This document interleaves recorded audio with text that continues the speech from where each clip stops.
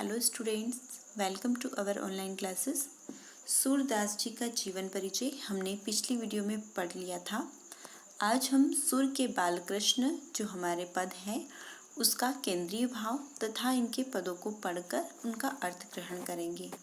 केंद्रीय भाव है, प्रस्तुत पदों में माँ की शिशु परक अभिलाषा का चित्रण किया गया है।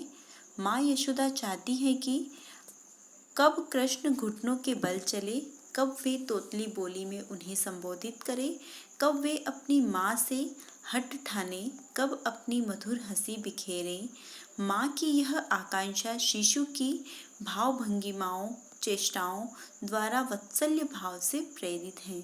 यहाँ पर यशोदा माँ की जो ममत्व है, वात्सल्य है, उसके बारे में बात की गई है। वह किस प्रकार से अपने बच्चे को लेकर अभिलाषा कर रही हैं उसको इसमें दर्शाया गया है।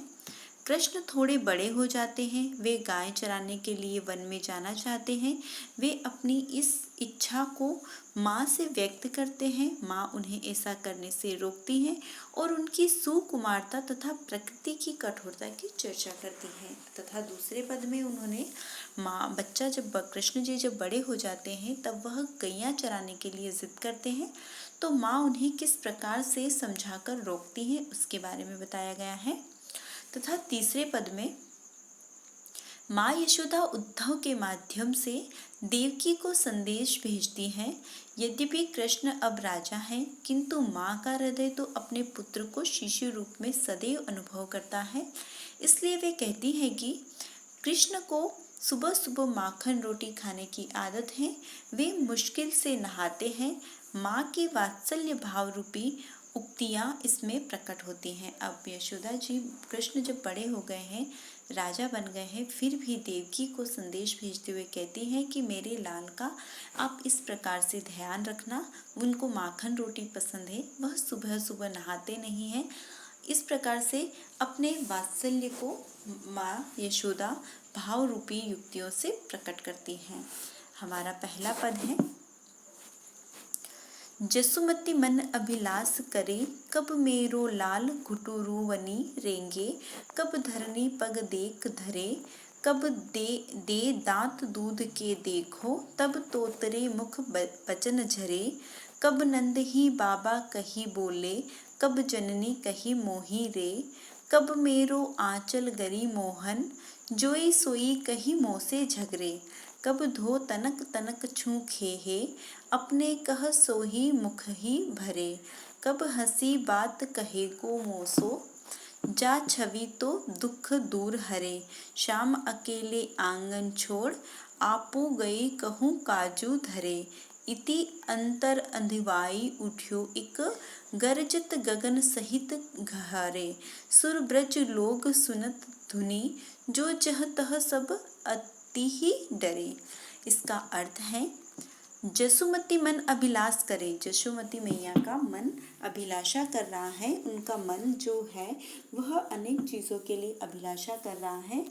कब मेरा लाल घुटू रुवनी रेंगे, और वो यशोमती मैया कह रही है कि कब मेरा लाल घुटनों के बल चलने लगेगा, कब धरती पग देख धरे। अब उनकी अभिलाषाएं और बढ़ती जा रही हैं और वह कह रही हैं कि मेरा लाल कब धरती के ऊपर अपने पगों को धरेगा, कब अपने पैरों पर खड़ा होगा, कब दे दांत दूध के देखूं। माता और अभिलाषाएं करती हैं और कहती हैं कि कब मैं अपने बच्चे के 2 दांत, जो दूध के दांत होते हैं, जो शुरू के दांत आते हैं, उनको दूध के दांत कहा जाता है, कब मैं अपने बच्चे के दूध के दांत देखूंगी, कब तोतरे मुख बचन झरे, और वह कब मुझे तोतले तोतले आवाज में बोलेगा, कब नंद ही बाबा कहीं बोले, अब वो कब नंद को बाबा कहकर बोलेगा, कब जननी कहीं मोही रे, अब कब वो फिर मुझे मैया मैया कहकर पुकारेगा, कब मेरे आंचल गही मोहन जोई सोई कहीं मोसो झगरे, अब कब मोहन बड़ा होगा और मेरे आंचल को पकड़कर किसी न किसी चीज़ की हट करके मुझसे झगड़ा करेगा। माता की अभिलाषाएं जो होती हैं अपने बच्चे के प्रति कभी भी पूरी नहीं होती। वह दिन रात कुछ न कुछ अपेक्षाएं अपने बच्चों के लिए करती रहती हैं। यहाँ पर भी यशोमती मैया की, यशोदा माता की अभिलाषाएं दिन पर दिन बढ़ती जा रही है। थोड़ी थोड़ी देर में वह कुछ नए नए सोचते जा रही हैं। माता अब सोचती हैं, कब धो तनक तनक कहूँ खेहे। अब वह सोच रही है कि कब मेरा बच्चा धीरे धीरे चलना शुरू करेगा और धीरे धीरे खाना भी शुरू कर देगा। अपने कह सो मुख ही भरे। अब वह किस तरीके से कुछ भी इधर उधर चीज़ें पड़ी रहेगी उसको उठा उठा कर अपने मुख में भरने लगेगा, खाने लगेगा। कह हंसी बात कहे गो मोह से, जा छबीते दुख दूर हरे। अब वह बोल रही है कि कब मेरा लल्ला मुझसे हंस हंस कर बातें करेगा और इस प्रकार के मेरे लल्ला के, मेरे कान्हा के मोहन रूप को देखकर मेरे सारे दुख दूर हो जाएंगे। ऐसा वह सोचते सोचते शाम अकेले आंगन छोड़े। शाम को अकेले ही आंगन में छोड़कर आपो गई कछु काज धरे। और कुछ काम उसको याद आ गया। ऐसे सोचते सोचते कोई काम याद आ गया तो मैया ने अपने बालक को आंगन में ही छोड़कर घर के अंदर कुछ काम करने के लिए चली गई। इति अंतर अंधवास उठ्यो एक। और इसी समय बीच, जो समय माँ और बेटे का थोड़ा बिछड़ने का था, उसी के बीच में एक बवंडर उठा, एक भयानक सा तूफान उठा। गरजत गगन सहित अघेरे। अब उसकी आवाज़ इतनी भयानक थी जैसे कि आसमान ही फट रहा हो और गगन में उसकी आवाज़ बहुत ही ज़्यादा गूंज रही थी। सूरदास ब्रज लोक सुनत धुनी। अब सूरदास जी कहते हैं कि ब्रज के जितने भी लोगों ने उस आवाज़ को सुना, जो जह तह सब अति ही डरे। और वह सब वहीं पर रुक गए जहाँ उन्होंने आवाज़ सुनी, वहीं रुक कर डर के मारे छिप गए और सारे ही लोग बहुत भयानकता से डर गए हैं। पहले पद का भावार्थ मैंने आपको बहुत अच्छे से समझा दिया है। अब इसको आपको संदर्भ प्रसंग सहित इसकी व्याख्या लिखनी है। इसका दूसरा पद हम अगली वीडियो में पढ़ेंगे।